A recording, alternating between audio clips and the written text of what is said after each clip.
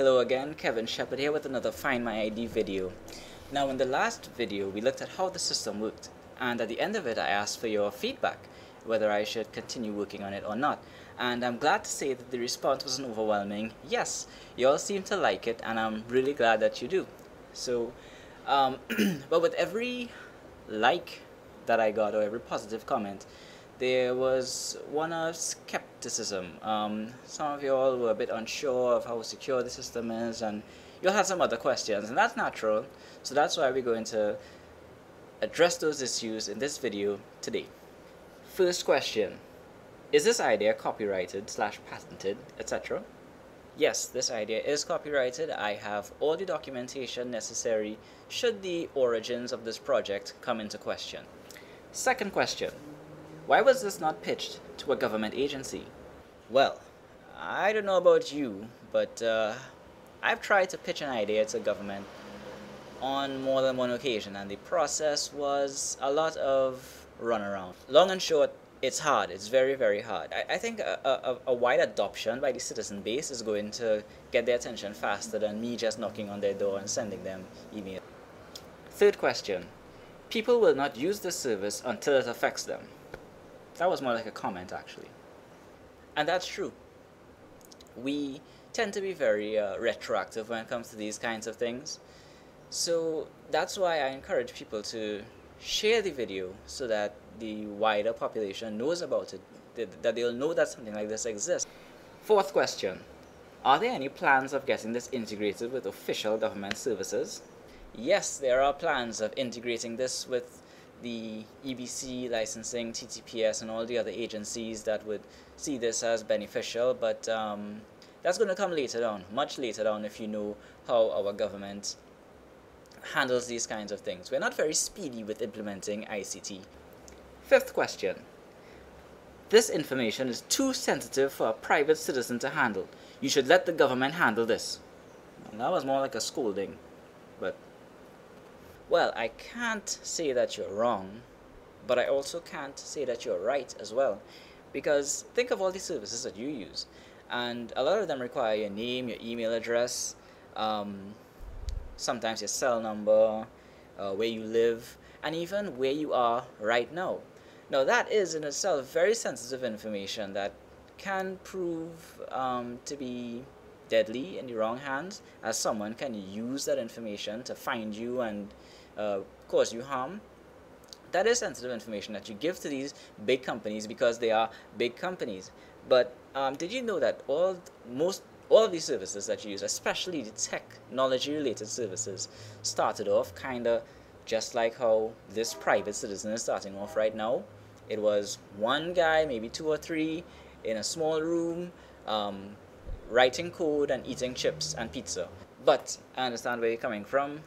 Your ID card number, passport number and stuff, that's a different kind of sensitive, but we'll get to that later down in the video. Number 6, what about trolls, bots, and spam? Spam, that's something you shouldn't have to worry about. I am not in the business of selling people's information for advertising dollars. As far as trolls and bots, etc., our sign-up process will involve two-phase verification, so that will cut down on all of the trolling and the automated bot networks and stuff. Number 7, how safe is this? Will people be arranging to meet up alone in secluded places to exchange documents? No, I do not recommend you meet up with some guy in a seedy alleyway to get back your ID card. I think in all instances you should first observe the official protocol, what you're supposed to do.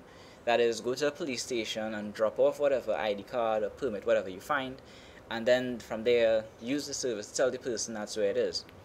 If you do ever get a message saying that your ID card is at the end of an alleyway, in the back of a dumpster, in the far west corner of Port of Spain or something, don't go, use common sense. Number 8, the effectiveness of the service depends on how many people know about it.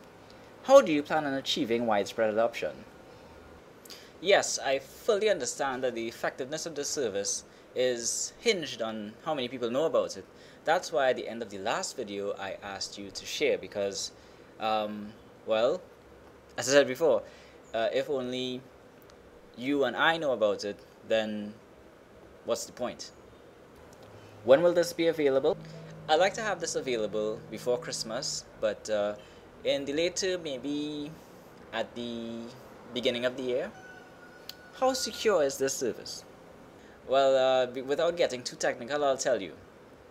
I use industry standard uh, security procedures and tools to ensure that the information is protected and stored in a secure manner.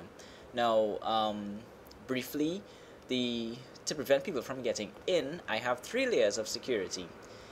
And should they actually break through those 3 layers and get to the database that has all the info, the information is in a format that will make it unusable, and I'll show you what it looks like. So right now you're seeing a screenshot of how the information is stored in the database.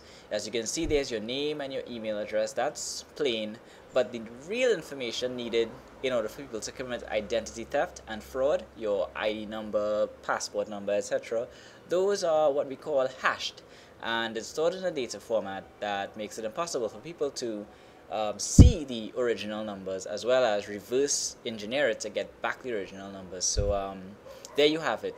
I've designed a system to keep people out, and should you be so great that you get in, you will walk away with nothing. So there you go. So thanks to all of you who gave feedback. I really do appreciate it.